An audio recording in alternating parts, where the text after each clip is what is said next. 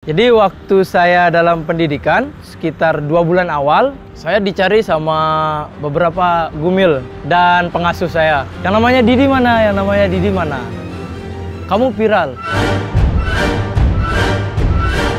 Suatu hari ada pengasuh tiba-tiba bilang, oh kamu yang di video ya?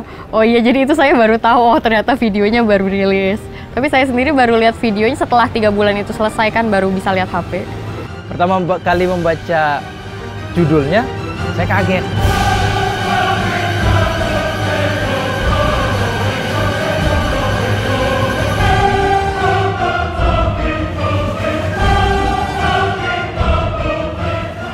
Saya membahasakan mukjizat karena ini benar-benar luar biasa lah.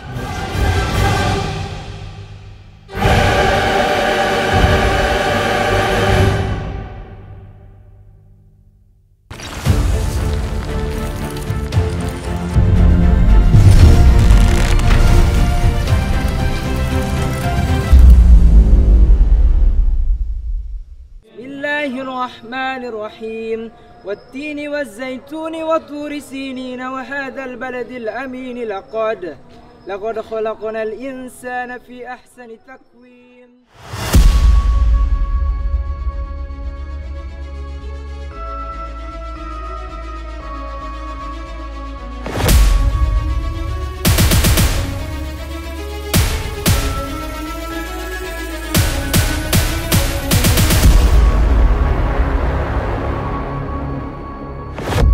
Jadi waktu saya dalam pendidikan, sekitar 2 bulan awal, saya dicari sama beberapa gumil dan pengasuh saya.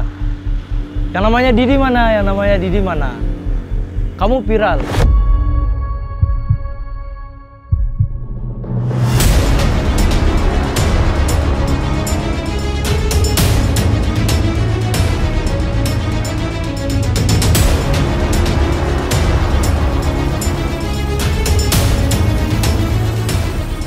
Pertama kali membaca judulnya, saya kaget. Tapi setelah saya nonton, dan setelah nonton itu diberikan arahan, masukan, nasihat sama pengasuh saya, alhamdulillah ada nilai plusnya juga menurut saya.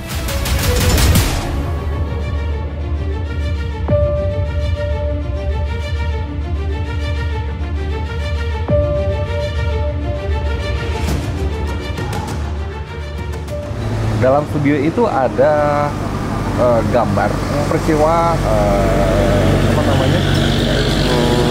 Panoh ya. Dinyatakan bahwa kamu tidak lulus. Panglima rupanya punya kebijakan sendiri terhadap itu. Apa yang kamu lihat dari situ?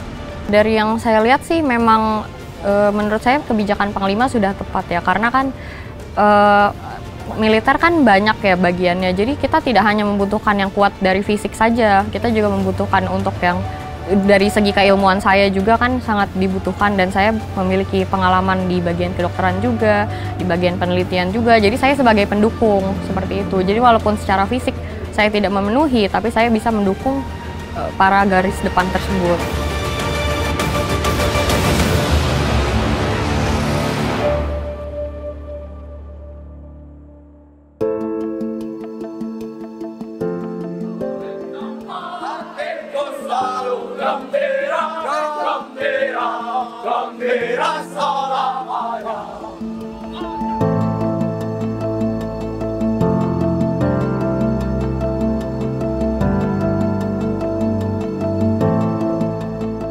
Saat masa pendidikan sih penyesuaian, karena saya kan sebelumnya juga tidak terlalu sering olahraga.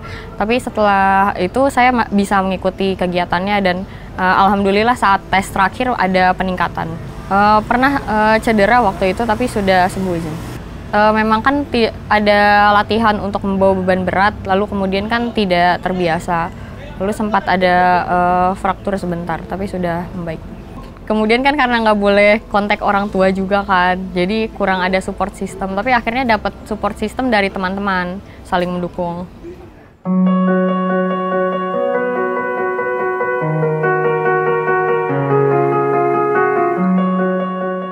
Apor, basis, siap, makan siap. Lanjutkan, stop. Lolot, bangun. seperti kata pengasuh saya, kalian di sini dirubah kulit sipil kalian menjadi militer. Itu yang menurut saya sangat berat, tahap-tahap pendidikan dasar militernya. 3 bulan di awal benar-benar itu saya rasa begitu berat. Terus jam 4 subuh sudah mulai aktivitas olahraga. Awal-awal itu sangat berat, sangat dingin, sangat malas. Namun seiring berjalannya waktu dan pengasuh di sana, pelatih saya di sana mengajarkan kita untuk menerima, menyadari bahwa kita sedang belajar, berlatih di sini menjadi seorang yang militan. Akhirnya saya nikmati dan benar-benar nikmat ternyata lama-lama. Begitu menurut saya.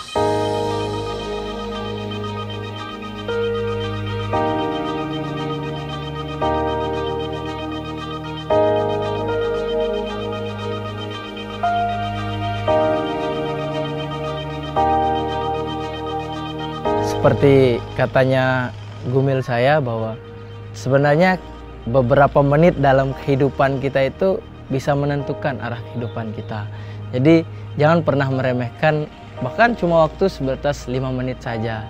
Kita tidak pernah tahu bagaimana arah hidup kita seterusnya. Seperti contohnya ketika saya melihat HP sebenarnya, waktu itu sore hari saya melihat HP, saya baca-baca berita, terlintas pembukaan penerimaan PAPK, dan saya benar-benar tidak tahu apa itu PAPK ini.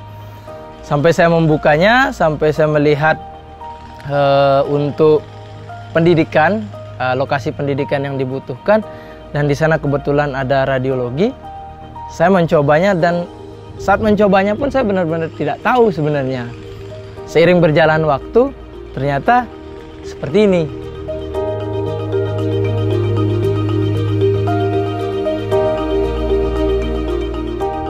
Sebenarnya saya sering mendapatkan pertanyaan ini ya, kenapa tidak jadi dokter spesialis aja, maksudnya jadi dokter yang non-militer saja.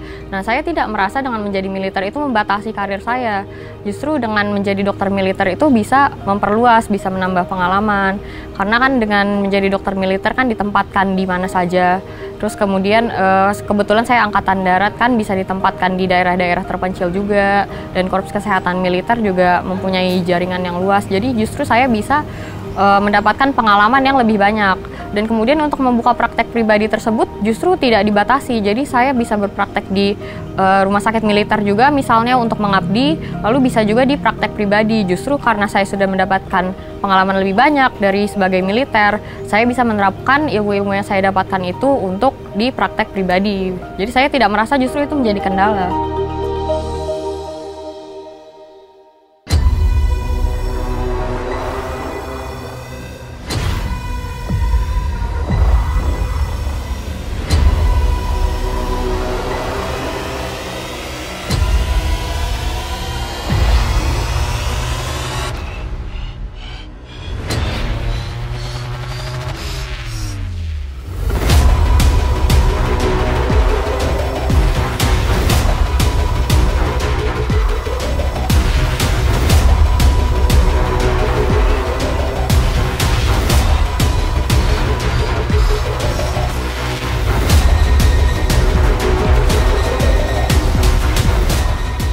Kebijakan Panglima untuk meloloskan saya itu yang tiada nanti saya syukuri, memberikan kesempatan untuk saya untuk merubah jalur hidup saya sehingga menjadi seperti saat ini, meninggalkan kehidupan yang dulu, pesan-pesan beliau, dan itu yang salah satu yang saya syukuri.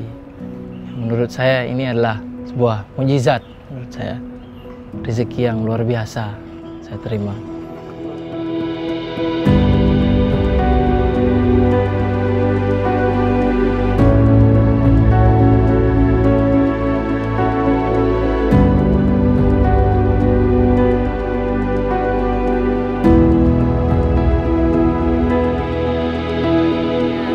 Jadi setelah ini sih saya lebih fokus ke kesehatan militernya, lalu kemudian menggali lagi apa yang bisa saya lakukan untuk memajukan kesehatan militer tersebut.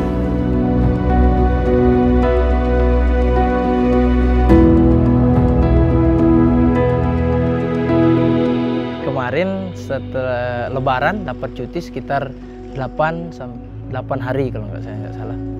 Itu saya gunakan kesempatan untuk balik kampung.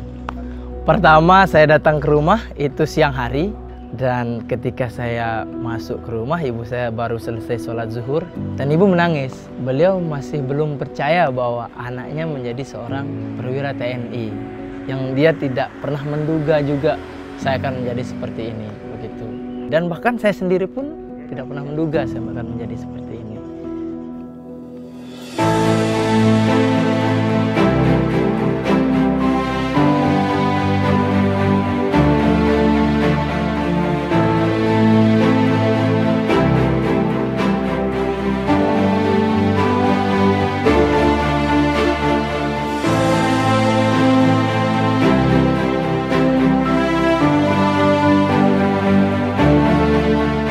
Saya membahasakan mukjizat karena ini benar-benar rezeki yang luar biasa lah menurut saya.